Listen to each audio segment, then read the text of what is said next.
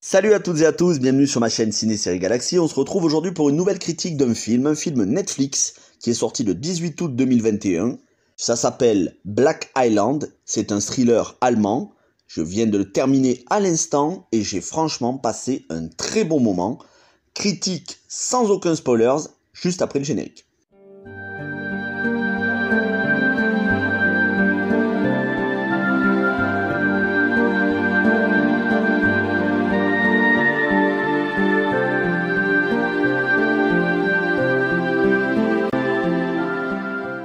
Alors critique sans spoilers, je pourrais pas rentrer trop dans les détails même au niveau du synopsis, si ce n'est vous dire voilà quelle est l'histoire.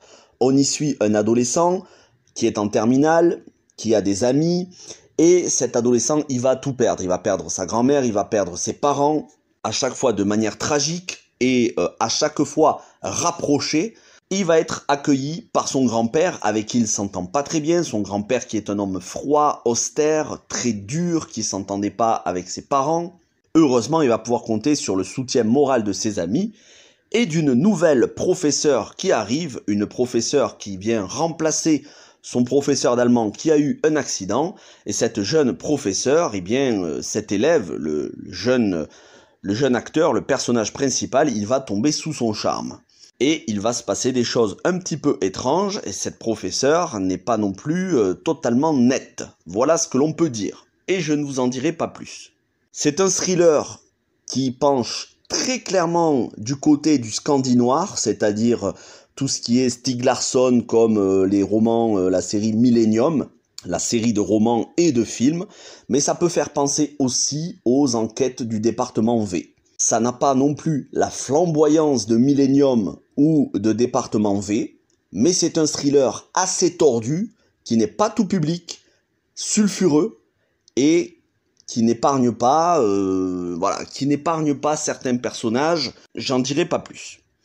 Pour ce qui est du synopsis, et je ne connais pas les acteurs, ce sont tous un casting allemand, ce que j'ai retenu c'est que l'actrice principale s'appelle Alice Dwyer et elle est excellente, elle a un charisme, elle a un magnétisme envoûtant, elle joue brillamment et elle joue de manière assez tordue, c'est le moins qu'on puisse dire.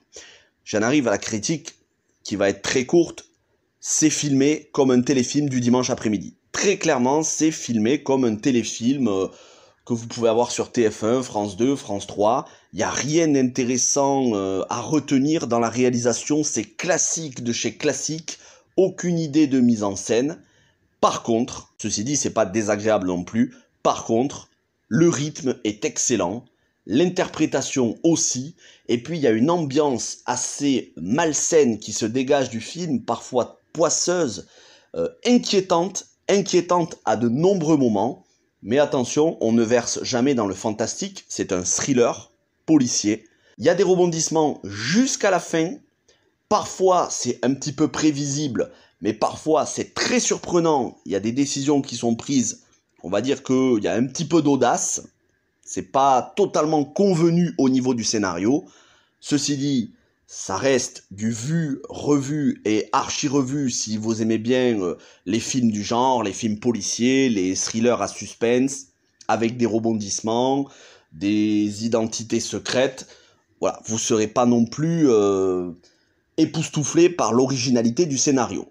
Ça reste quand même assez scotchant, moi j'ai pas décroché du début jusqu'à la fin, je me suis pas ennuyé une seule minute, vraiment, malgré la réalisation d'une platitude indéniable, je suis quand même resté scotché parce que c'est un film très intéressant, faut aimer le style bien évidemment, les paysages, tout se passe sur une île.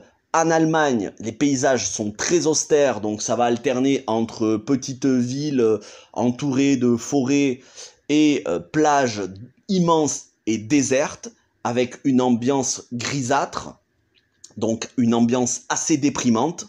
Pour le coup, ça instaure bien l'ambiance, et quelque part, c'est un petit peu cette ambiance claustrophobe qui permet de garder une ambiance inquiétante tout au long des 1h40 environ que dure le film.